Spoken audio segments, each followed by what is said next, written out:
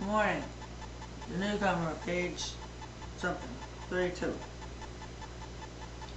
Guess I smoke and no, I'm not going to apologize for it. Alright. Where am I? For strength and speed. While stopping to catch his breath, he focused in on his window. Terry had never touched that window, and today he was going to. Keeping it in his sights, he stared the window down before taking a running leap at it. He missed. He tried it again, and though jumping higher, still he missed. Glaring at that window while gathering up his strength, he backed away from it until he hit the opposite wall. Taking a deep breath, he pushed himself off the wall, ran towards the window, jumped up towards it, and missed the window by a reach before falling to the floor. Scampering to his feet, his disappointment exited his body through moist blasts of air from his nostrils and mouth. He backed away from the window again, gathered up his strength again, pushed off from the wall again, jumped higher again, and missed again. His reverie was turning to anger as he tried to slap the window for one last time, only to miss, but not without stubbing his fingers into the wall and falling to the padded floor with paralyzing pains.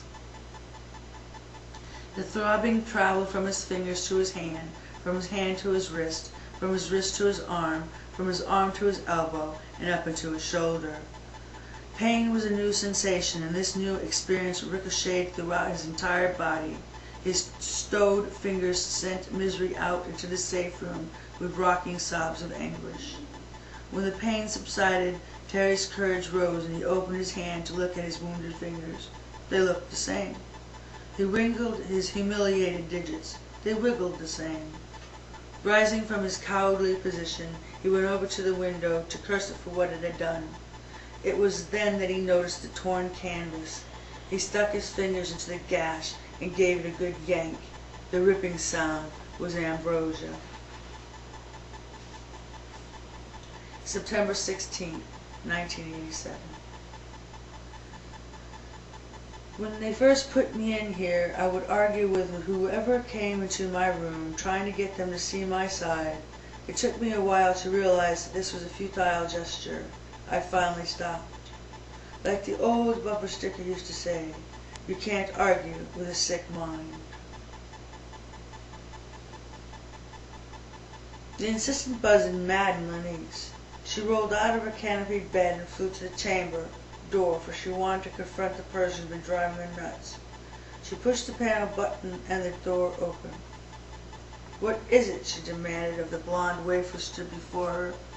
"I beg your pardon, my queen," Lois excused herself for their intrusion and said with a low bow, then straightened for her introduction, her hands clasped in front of herself. "I am the toilet matrix to the charge Terry." "Yes, come in." The subject of the charge checked Lenice's anger as she escorted the toilet matrix into her room. Lois scuffled in, trying to keep her eyes lowered. It was not her place to covet a superior's belongings, but Lenice's extravagant Victorian furnishings were hard not to want, and the plush white carpet felt like bath bubbles beneath her cold, bare feet.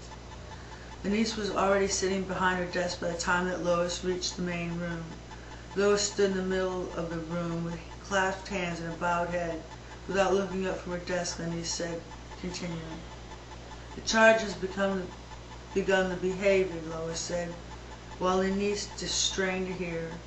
Motioning Lois over to her mahogany desk with one hand, she typed on her computer keyboard with the other. A recent photo of the charge blipped onto her screen. His thick, curly hair delighted Lenice. His round black eyes penetrated her mind in a way that she knew his body never could.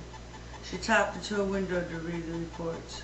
His defined muscles and strong posture proved the exercise matrix statement that Terry was an eager charge.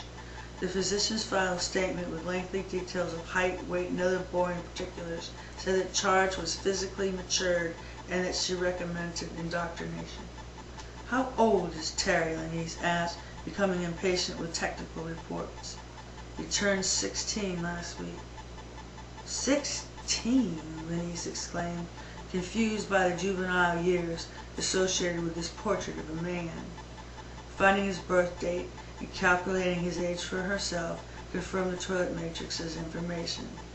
Unable to show concern about this, she stared at the screen, acting as if she were reading from the reports when she was actually searching for some comments about Terry's accelerated growth.